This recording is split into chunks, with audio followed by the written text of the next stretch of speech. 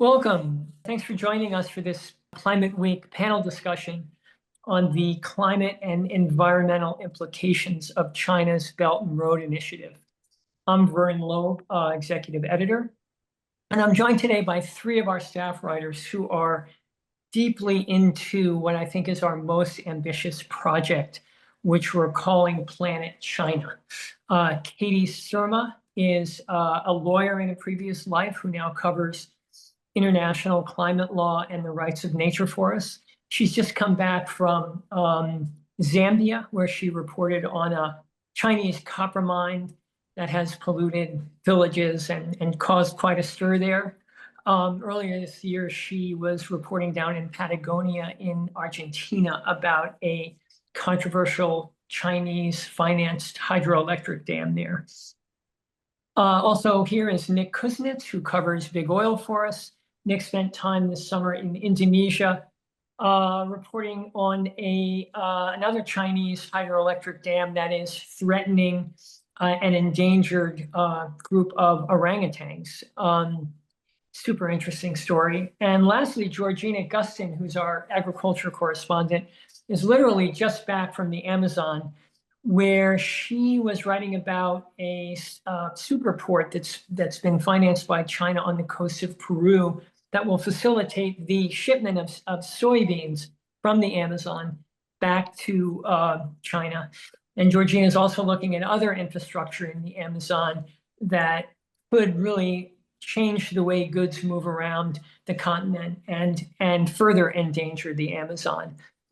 We embarked on this examination of the Belt and Road project back in January, and it's only taken on greater importance after the Trump administration, precipitously and arbitrarily shut down USAID and essentially ceded the international development field to China and its Belt and Road program.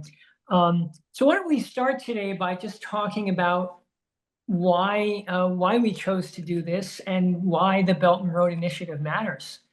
Katie?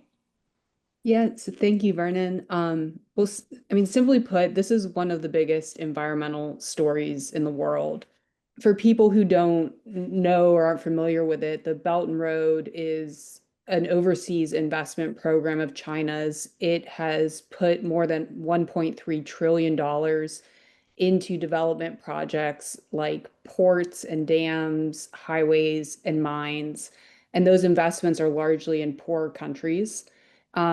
Often it's Chinese companies that receive the money to do the building of those infrastructure projects. And our reporting is seeing that there's enormous environmental consequences from all of these projects. Of course, the initiative got a reputation early on for its climate impacts for financing fossil fuel projects. But there's much broader implications than that, including human rights, a human rights dimension. China's stance effectively being, we don't really care about that. If economic growth is happening, that's good for us. It's good for our partners. And, a key aspect is never before has an authoritarian country been so wealthy, so powerful. So what does development look like in that mold? A lot of reporting's been done on the geopolitics of it, but we really wanted to look at what does Chinese-led development mean for the environment. Yeah, I would just sort of adding on top of that, specifically looking at climate change, you can make the argument that what China does matters more than what any other single country does. I mean, of course, it's domestic. China's the largest greenhouse gas polluter in the world by a long way. But also, as Katie was saying, because of all this investment, more than $1 trillion overseas, and much of it into energy projects, and a lot that wasn't into energy, into projects that affect deforestation and the climate in other ways, even beyond its borders, its overseas investments are arguably more important than those of any other country. And in all of our reporting over the last few years, unrelated to China's overseas investment, in Latin America and in Africa, where we have all been on previous reporting trips, the presence of China is so overwhelming. Every plane ride you go on is filled with Chinese workers. Every highway you go down, there's construction. Every dam you visit, the Chinese presence is basically ubiquitous. And so I think we all realize that, on this very fundamental level, that China is everywhere, and nobody's really looking at the environmental and climate consequences of what they're doing globally. There's been a lot, as Katie said, written about the geopolitical elements, but nobody has really looked deeply at the environmental and climate impacts. Yeah. So, Katie, you mentioned that Belt and Road was sort of notorious early on for financing coal plants all over the world. But now China is saying they're not going to do that anymore, and that they are, in fact, greening the Belt and Road initiative. And China, to its credit, is embracing the renewable transition in China. It's the leading country in the world for manufacturing solar panels, and it is absolutely dominating the world industry for electric vehicles. So it's got some green cred to show for itself. But is it really greening the Belt and Road initiative? Nick? So China has been increasing its spending overseas in solar manufacturing. A lot of the things they're doing domestically, as you said. So solar manufacturing, manufacturing of electric vehicles. It's the global leader, but now, and a ton of investment into batteries that are used in electric vehicles and other technologies, and then of course into mining and processing the minerals that are needed for all those technologies. So in one sense, it is following through in increasing all of that, and it has largely stopped financing coal plants overseas. But I think there are a number of big buts to that. One is it's still investing a lot of money, far more than it is in renewables, into oil and gas. It's also, as I saw in Indonesia, and we have a story coming about this, Chinese companies are still building coal plants, actually, through a sort of loophole in the pledge to cease that. They're building coal plants to power industrial parks, and most of these are in Indonesia. And in a lot of cases, ironically, they are tied into cleaner energy infrastructure, like minerals that are needed for batteries or even solar manufacturing. So there's still a big coal footprint, and there's also the legacy of all the coal plants that China built, which are new. And I mean, by one metric, there's an estimate that all of the coal plants China built overseas are now emitting the same climate pollution as all of Malaysia. And all the ones, even though it ceased its financing of new plants, there's still enough in the pipeline, either under construction or planned, that would add the emissions equivalent to Austria. So all of these coal plants are going to keep polluting for decades and decades unless there's some plan to shut them early, and there is no plan to shut them early. One thing I'd add on top of all that is even a lot of the, so-called cleaner investments into solar manufacturing or minerals have really significant environmental impacts. In Indonesia, they're seeing this a ton with mining of nickel and other minerals. Katie could speak more about some of the minerals impacts in Africa. So I think that, the short answer is they are spending more on clean energy, but that doesn't necessarily mean it's green. Yeah. Is that your impression as well, Georgina? Yeah, I mean, if you look at some of the numbers that are coming out, various reports, all the manufacturing of clean energy technologies from China and that are being exported, as well as the manufacturing that they are building overseas, that's having a huge impact actually on on greenhouse gas emissions. like 220 million tons in 2024 alone. That's a lot. But I don't think anybody is really calculating the broader footprint, not just of things that are directly related to the clean energy transition, but to things like, um, you know, global supply chains for food. I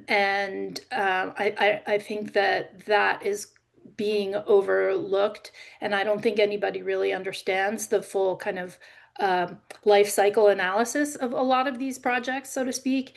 And so while there are very good numbers coming out of their technologies and their exports and their globally funded manufacturing, it's still not truly green. It's an economic imperative, and the clean energy transition. They're certainly at the center of it, but it's not quote unquote green in the way we'd like to believe. Yeah. And I guess, Katie, the hydroelectric dam, for example, you wrote about in Patagonia is green. It's, renewable energy, but the way it was executed in Argentina was far from green. Yeah, yeah. Well, and they're not completed yet, but no, that's exactly right. I'd also point out that, uh, you know, along with China's promise to green the Belt and Road, it's put out a number of like non-binding policies on what companies should look for when they're scoping projects to make them quote unquote green. China's known for slogans and things like this, but you have to ask, how does that translate into policy, right? And these things are non-binding. You'll hear like the green credit guidelines or the green investment principles. And when they're not binding, it means they can be selectively enforced or just not enforced at all. Um, that is a hallmark of authoritarian governance. That's how governance works inside China. If something is in the Communist Party's interest, they'll exert their power to make it happen. And some people will argue that, as Nick was saying, like renewable technologies are a commercial interest for China, and that's a great thing for the climate. But what does this all translate? What does this mean on the ground in terms of environmental impacts? We haven't seen that play out in a good way. Yeah. I guess from our reporting, we've found that, or you found that China's disinterest in human rights and their policy sort of non-interference in the affairs of the governance in the countries of where they're working makes it very hard for citizens of those countries and especially indigenous people in those countries to sort of fight back against the Chinese projects or fend them off. Yeah. Yeah, no, that's right. I mean, a lot of people will compare Chinese companies or overseas investments to the West. And it's important to acknowledge that American companies, Western companies do bad things. We report on that at Inside Climate News all the time. But even so, when the US will invest abroad, it usually comes with conditions, things like anti-corruption measures or, human rights due diligence, something along those lines. China's built a completely opposite model. As you mentioned, Vernon, its policy on human rights is one of non-interference, which means we won't criticize you, you don't criticize us. China has no sort of supply chain laws. It has no human rights due diligence requirements.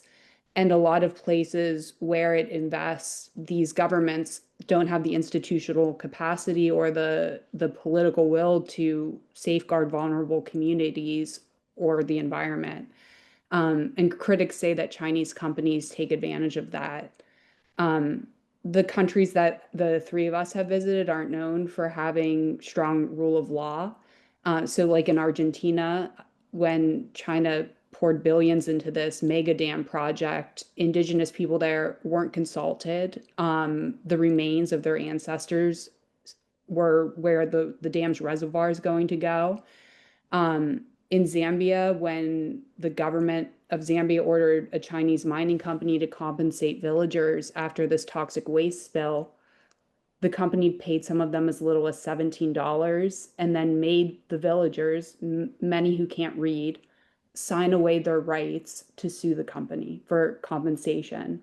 And then, a core part to all of this is there's no free press in China. There's no free civil society to report on what China's doing to the Chinese public. And even if there was, there's no mechanism to pressure the government to be better.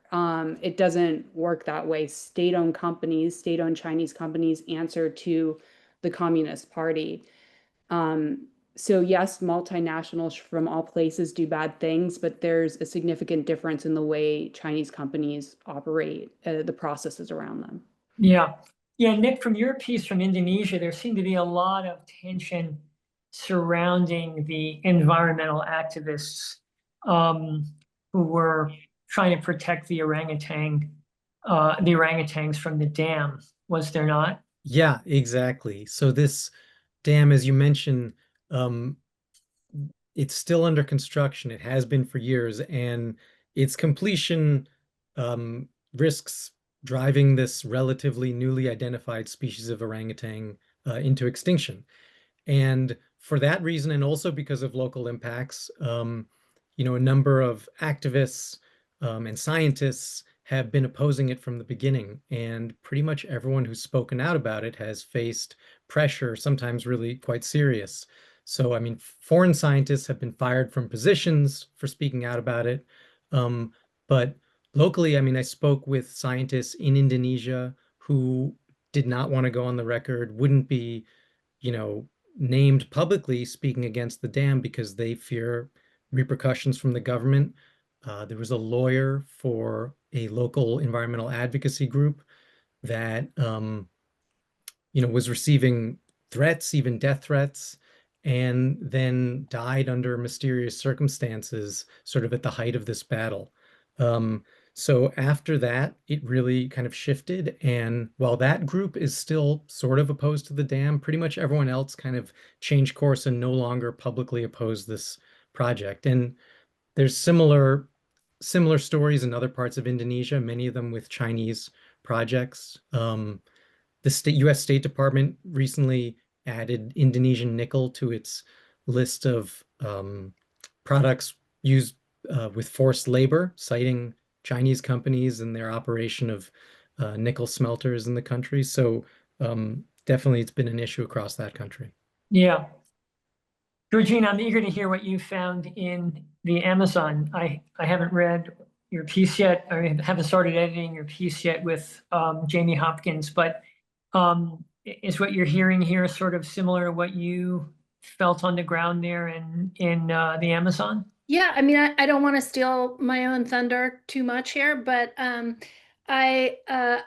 mean, I think what's happening in Peru is a good example of this, is that because of some of the reputational issues around Chinese investment in construction, they're kind of they're trying, at least in the case of Peru, they're kind of trying to erase their fingerprints or make their participation in certain projects less obvious, like the port in Chancay, north of Lima, which I'm writing about.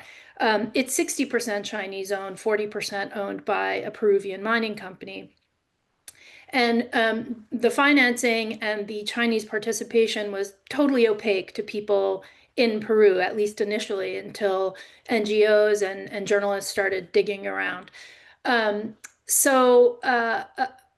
think that in terms of the impact in the port itself, people there felt like they had even though Peru has public participation laws, that those were completely skirted, that an intermediary company was hired to threaten them, sent them flowers, which is basically an implied death threat. There a lot of their protests were suppressed when the port opened. Nobody from the city was invited. It was basically cordoned off, and there were, police brought in by the busload to suppress any kind of public protest. In the Amazon itself, which is on the other side of the Andes, the impact is less direct, but there is little to no governance there. So when a proposed railway that is intended to run from across the Amazon, from the Atlantic coast of Brazil all the way to the Pacific coast of Peru, that's 3,000 kilometers or so of rail, and all these associated waterways and roads. When those are all built, it's pretty obvious, because there's precedent for that people will not be consulted, that there will not be environmental laws applied. If there are, it will be nominal, and because there's a track record of that. And indigenous communities, one of the proposed railways will go right through to indigenous communities, uncontacted indigenous communities. And, I talked to many people there who are really worried that that's the end of those places. And some of these are the most remote and climatically important parts of the world. And now potentially there's going to be a train route through it to carry soybeans to Chinese markets for dumplings, essentially. Yeah. So roads and railways and ports, these are not power plants or mines that are emitting greenhouse gases or polluting water, but nonetheless, they have the potential to really impact the climate and impact the environment, right? So calculating the environmental impact of the Belt and Road Initiative gets pretty complicated, it sounds like. Yeah, for sure. I mean, I think that there are the obvious places to look. I mean, and we have, we can attach numbers to China's greenhouse gas emissions, both domestically and overseas. What we can't know quite yet is what these other infrastructure projects, what kind of impact they're going to have, especially when it's indirect and it has to do with the supply chain. So, as I said before, there's no real life cycle analysis that's going to tell you that, okay, if a port is built and all of these roads leading to the port and a railway and whatever waterways, I mean, you might be able to assess the immediate environmental damage, but the indirect environmental damage is going to be difficult to calculate. But researchers know that when you build a road, when you build a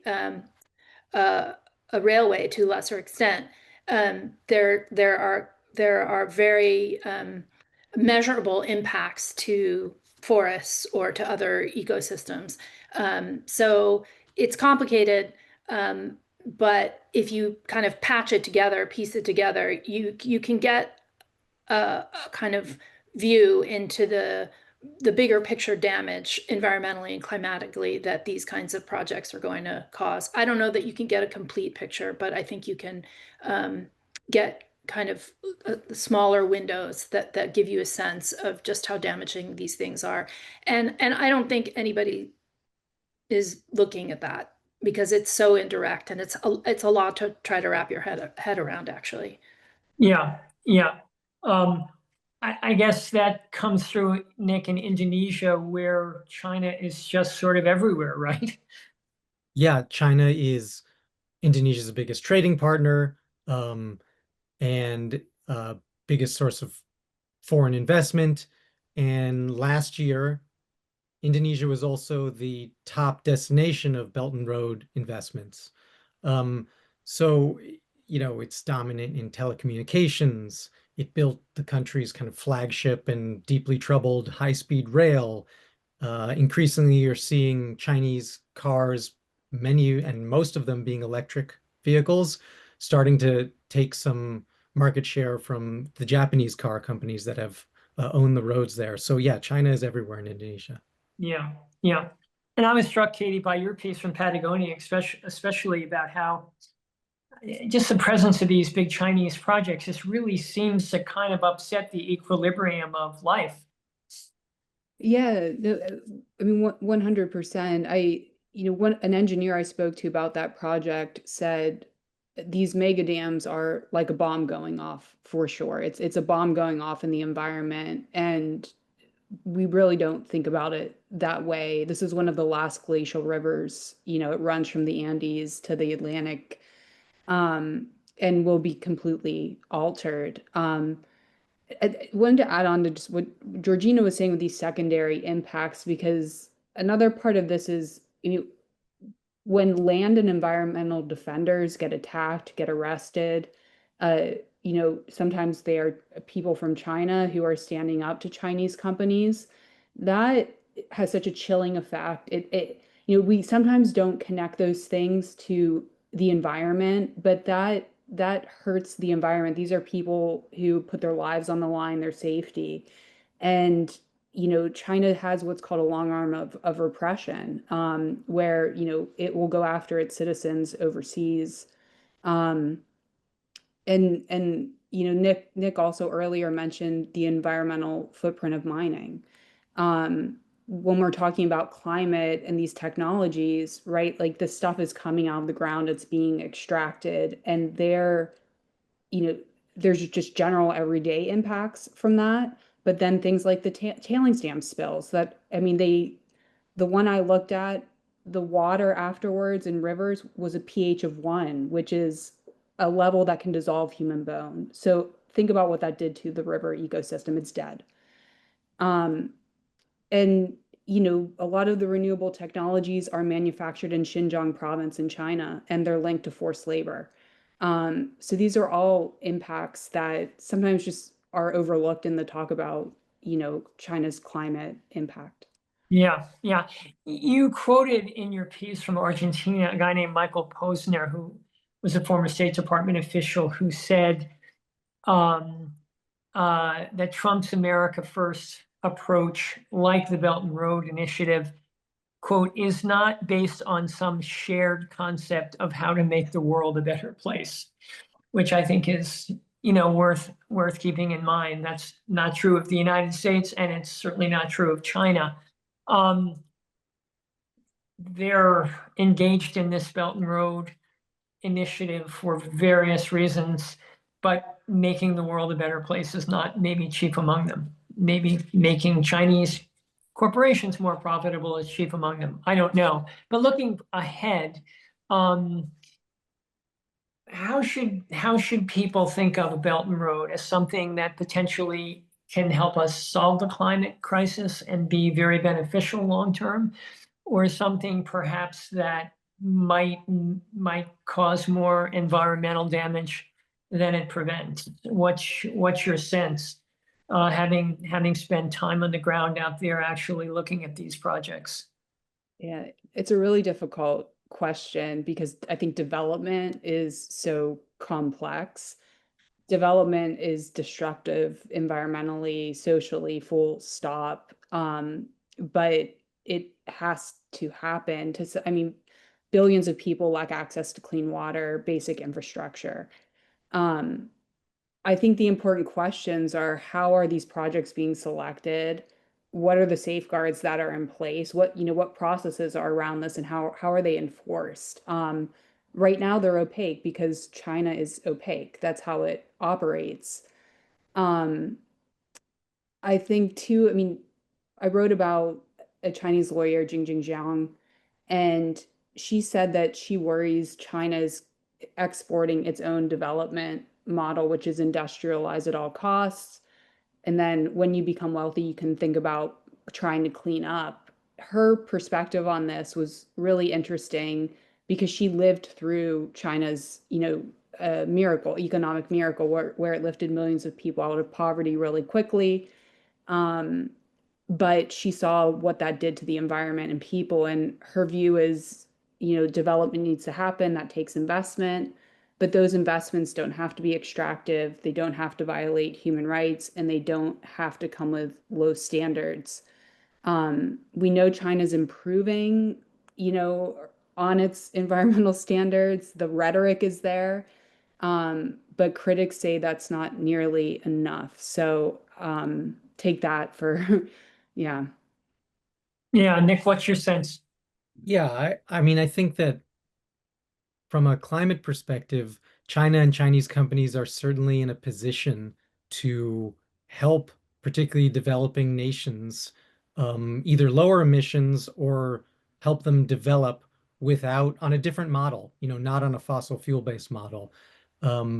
They are exporting cheap electric vehicles and building electric vehicle factories in Brazil and Indonesia and other countries, and solar panel manufacturing and allowing for cheap solar development in Africa.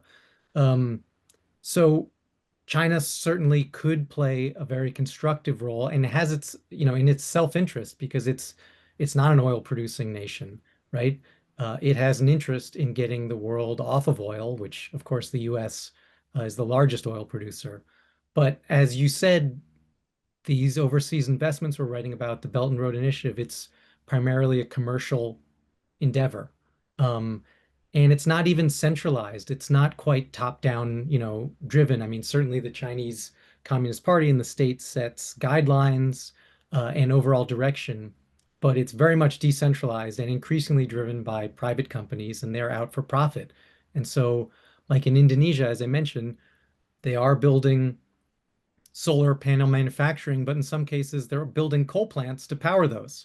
And they're doing that for smelting nickel, which is used for steel, but also in electric vehicles. So it's not necessarily going, in the direction of lower emissions because it's driven by profit. Georgina, you get the last word on the Belt and Road Initiative. Yeah, I think the message here is that all of this comes at a cost, and nobody, there are benefits, but there are trade-offs. And to me, a really important component of this is the opacity of the way China operates, and including the way it controls the press. And so when you're looking at the cost of what the world's largest infrastructure project in history potentially is going to be, you don't have a free media looking at it. I think we're the only ones actually doing that. And so going back to why we wanted to cover this to begin with, that's really it, because that cost, the cost to people, the cost to climate, the cost to ecosystems, the environment, that is just not really being investigated in the way that I think we are and hope to do more of. Yeah. Well, look, thanks to all three of you. Your work has been spectacular. I'm really looking forward to the rest of Planet China. Your piece from the Amazon, first out of the gate, I think. And thanks to all of you for joining us today for this panel discussion, and of course for reading us and for supporting our work at Inside Climate News.